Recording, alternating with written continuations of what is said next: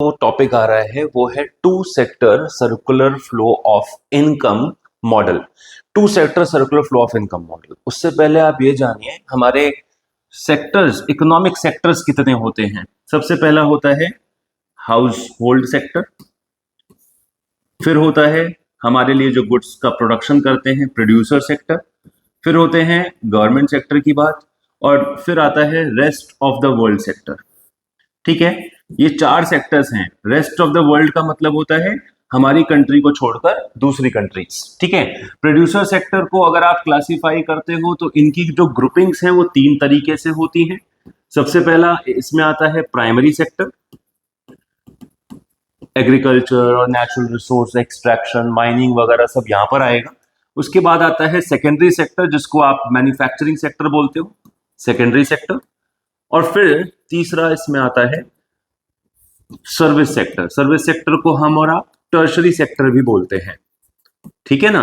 So these are the four sectors. अब household sector हम लोग हैं जो गुड्स एंड सर्विसेज को कंज्यूम करते हैं, है ना। प्रोड्यूसर हमारे लिए गुड्स एंड सर्विसेज का प्रोडक्शन करते हैं। गवर्नमेंट हमसे टैक्स लेती है और हमारा वेलफेयर करती है।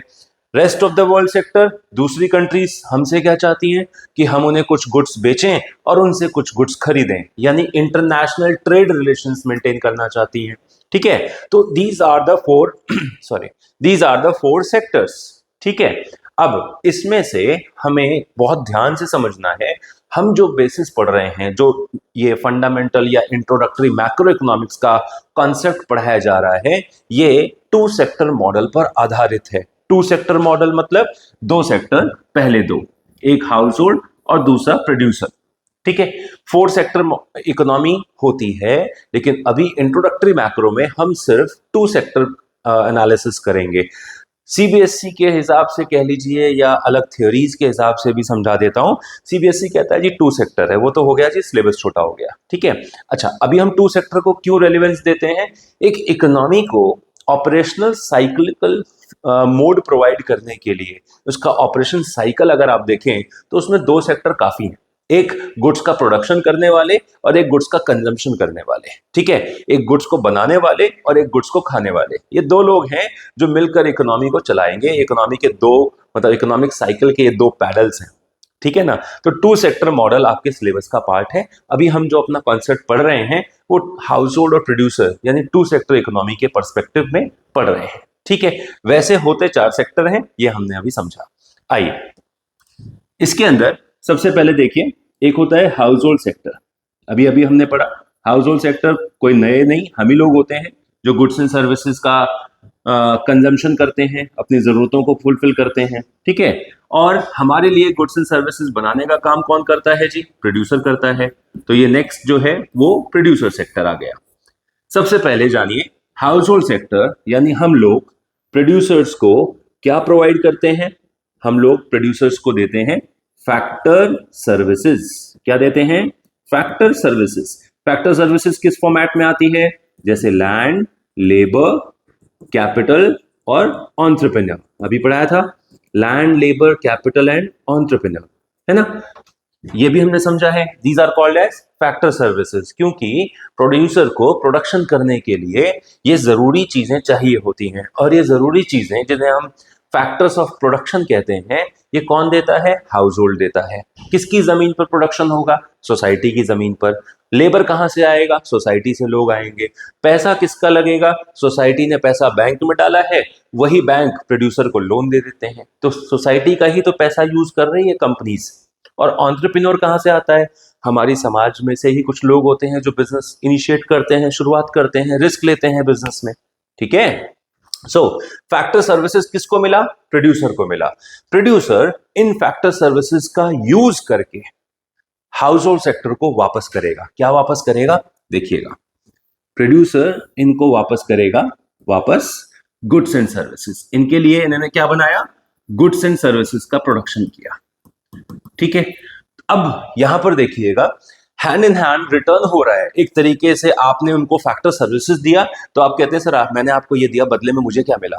तो प्रोड्यूसर कहते हैं सर मैंने आपसे अगर लैंड लिया है, लेबर लिया है, ये सब लिया है, तो मैं बदले में आपके लिए गुड्स एंड सर्विसेज का प्रोडक्शन करता हूं। ठीक है। तो हाउस होल्ड और प्रोड्यूसर के बीच में ये जो गुड्स एंड सर्विसेज का आदान प्रदान है, यानी जो exchange of goods and services between house hold and producer sector आप देख रहे हो, इसको हमने एक नाम दिया है, इसको हमने नाम दिया है, क्या बोलते हैं इसको हम लोग? Real flow. क्या बोलेंगे? रियल फ्लो, जहां पर एक्चुअल गुड्स एंड सर्विसेज का एक्सचेंज प्रोड्यूसर और हाउस होल्ड सेक्टर के बीच में किया जा रहा है। ठीक है, this is called as real flow, right. अब आओ इसमें एक चीज और समझा देते हैं आपको। रियल फ्लो के साथ साथ in addition to goods and services, producer ने गुड्स एंड सर्विसेज दे दिया, किस होप में, किस उम्मीद में? उम्मीद क्या है कि सर आप ये गुड्स खरीदोगे तो वो पैसा मुझे मिलेगा। प्रोड्यूसर यही सोच रहा है ना कि मैंने आपको गुड्स दिए, अच्छा अब प्रोड्यूसर कहता है खरीदो, हाउस होल्ड कहता है सर खरीदने के लिए पैसा ही नहीं है ना। तो प्रोड्यूसर को अपनी गलती का एहसास हुआ कि हाँ यार, जिनसे जमीन ली थी उनको मैंने कुछ दिया ही नहीं है। अगर मैं जिसकी जमीन यूज कर रहा हूं और उसको रेंट नहीं दूंगा तो उसकी इनकम कहां से होगी? तो वो गुड्स खरीद पाएगा? नहीं खरीद पाएगा ना। तो प्रोड्यूसर ने अपनी गलती का एहसास किया और जिनसे जो सर्विसेज ली थी उन सर्विसेज को कॉम्पनसेट किया। कैसे? आइए समझते हैं। प्रोड्यूसर यहां पर क्या कर रहा है, देखते जाइएगा। प्रोड्यूसर जिससे जमीन ली थी उसको क्या दे रहा है? रेंट दे रहा है।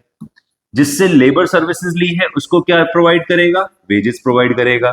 जिसका पैसा लिया है प्रोड्यूसर ने उसको क्या देगा? इंटरेस्ट देगा। और प्रोड्यूसर खुद जो बिजनेस में रिस्क ले रहा है उसको क्या मिलना चाहिए? प्रॉफिट मिलना चाहिए। तो आप ये जो प्रोड्यूसर हाउस होल्ड सेक्टर को जो दे रहा है इसको क्या बोलते हैं जी? फैक्टर इनकम बोलते हैं। फैक्टर इनकम बोलिए या फैक्टर पेमेंट्स बोलिए। जिसको मिला, हाउस होल्ड को मिला तो उनके लिए फैक्टर इनकम, और प्रोड्यूसर ने दिया है तो उसके लिए फैक्टर पेमेंट। ठीक है, प्रोड्यूसर ने आपको हाउस होल्ड सेक्टर को इनकम प्रोवाइड कर दिया। अब हाउस होल्ड सेक्टर क्या करेगा? इस इनकम को खर्च करेगा। कहां पर? गुड्स एंड सर्विसेज खरीदेगा। तो जब house hold goods and services purchase करेंगे तो हाउस होल्ड सेक्टर का खर्चा किसकी इनकम बन जाएगा? यहां नोटिस करो, हाउस होल्ड सेक्टर का खर्चा प्रोड्यूसर की इनकम बन जाएगा। जब हाउस होल्ड खर्चा करेगा तो क्या करेगा? कंजम्पशन एक्सपेंडिचर करेगा। क्या करेगा बेटा? Consumption expenditure. और ये कंजम्पशन एक्सपेंडिचर हाउस होल्ड का है, but that will become income of producer. Economy ऐसे ही चलती है। हम एक इंसान सोसाइटी में खर्च कर रहा है तो at the same time society में जो पर्सन उसको गुड्स दे रहा है उसको इनकम हो रही है। ठीक है ना। आप जाओ बाजार में, आप ब्रेड का पैकेट खरीद के लाते हो, आपने ब्रेड खरीदा, आपने पैसे दिए, ब्रेड मिला, तो जिसने ब्रेड दिया आपको बदले में आपसे क्या लिया? पैसा लिया। तो ये जो एक्सचेंज हुआ है हाउस होल्ड और प्रोड्यूसर के बीच में, किसका? आपने, प्रोड्यूसर ने हाउस होल्ड को क्या दिया? इनकम। प्रोड्यूसर ने हाउस होल्ड को इनकम दिया, इनकम का इस्तेमाल करके हाउस होल्ड क्या कर रहा है? खर्चा कर रहा है, गुड्स खरीद रहा है। ठीक है, तो जो अंदर वाला फ्लो दिख रहा है हम लोगों को, ये पैसों से रिलेटेड है, मनी से रिलेटेड है। तो इसका एक नाम समझिएगा, इसको बोला जाता है नॉमिनल फ्लो। क्या बोलेंगे जी इसको? नॉमिनल फ्लो, या इसका दूसरा नाम हम लोग रखते हैं मनी फ्लो। नॉमिनल फ्लो बोलिए या मनी फ्लो बोलिए। ठीक है ना। सो ये पिक्चर आपके सामने जो फ्लो चार्ट फॉर्मेट में दिख रही है, जो नजर आ रही है, this is called as two sector circular flow of income model. Two sector circular flow of income model. ठीक है, जिसके अंदर दो तरह के फ्लोज हैं। एक रियल फ्लो, जहां पर एक्चुअल गुड्स एंड सर्विसेज का फ्लो हो रहा है, आउटर वाला पार्ट, और अंदर वाला पार्ट क्या है? मनी फ्लो, जिसको नॉमिनल फ्लो कहा जाता है, जहां पर मनी रिलेटेड इश्यूज हैं, जहां पर मनी रिलेटेड यहाँ एक्सचेंज आप देख सकते हो या महसूस कर सकते हो। ठीक है, ये पूरी बात माना जाता है। देखो, इकोनॉमिक्स अगर समझनी है ना आपको, तो अजम्पशन समझ लो अच्छे से, तब इकोनॉमिक्स समझ में आएगी। इस कॉन्सेप्ट को समझने के लिए अजम्पशन हमारी समझिएगा। ध्यान रखना, दो ही सेक्टर है, हाउस होल्ड और प्रोड्यूसर। किसका रोल नहीं है? गवर्नमेंट का रोल नहीं है। और किसका रोल नहीं है? Rest of the world sector का कोई रोल नहीं है ना। तो यहां पे अजम्पशंस को चेक कर लीजिए, चेक करिए अजम्पशंस को। assumption number one, पहला, नो सेविंग्स। यहां पर सेविंग्स नहीं होंगी। मतलब अगर आपने प्रोड्यूसर से 1000 रुपए रिसीव किए हैं इनकम के तौर पर, so you are going to spend 1000 rupees. आप उसमें से 1 रुपया नहीं बचा रहे हो। सर ये क्या बात हुई, लोग तो पैसा बचाते हैं। हाँ बचाते हैं, बट हमारा अजम्पशन है यहां पर पैसा बचाना नहीं है। 1000 रुपए मैंने अगर कमाए तो I am going to spend 1000 rupees in to the economy. Economy में जाऊंगा, 1000 रुपए के गुड्स खरीदूंगा, मेरा होगा खर्चा, तो ये पैसा घूमकर वापस प्रोड्यूसर के पास चला जाएगा। ठीक है, अभी क्यों, क्योंकि ऐसा क्यों हम कर रहे हैं जो कि अनरियलिस्टिक है, तो हम क्यों पढ़ रहे हैं ऐसी चीजें, है ना। अभी हम पढ़ रहे हैं एक वैक्यूम के अंदर एक आर्टिफिशियल एनवायरनमेंट हमने बनाया है, सिर्फ 2 सेक्टर को पढ़ा जा रहा है, एक है हाउस होल्ड सेक्टर, एक है प्रोड्यूसर सेक्टर, है ना। ये 2 सेक्टर अगर अपने एक्सप्रेशंस देते हैं तो वो कैसे देते हैं, सिर्फ ये समझना है ना। इसमें फाइनेंशियल इंस्टीट्यूशंस आएगा तो सेविंग्स को अफेक्ट करेगा, गवर्नमेंट आएगी तो टैक्स अफेक्ट होंगे, इसमें rest of the world sector आएगा तो एक्सपोर्ट इंपोर्ट भी होगा, तो पूरा पूरा गेम प्ले है। बट अभी के लिए हम सिर्फ एक वैक्यूम क्रिएट करके एक आर्टिफिशियल एनवायरनमेंट को समझ रहे हैं कि if there is producer and there is household, तो यहाँ दोनों के बीच में क्या रिएक्शंस आएंगे। तो पहला अजम्पशन है पैसा बचाना नहीं है सर। सेकंड अजम्पशन है नो टैक्सेस। सर गवर्नमेंट नहीं है तो टैक्स किसको दोगे, है ना। गवर्नमेंट होती है, टैक्स मांगती है तो लोग नहीं भरते, यहाँ तो है ही नहीं ना गवर्नमेंट, यहाँ तो गवर्नमेंट का रोल ही नहीं लिया हमने, तो देयर इज नो टैक्स। ठीक है।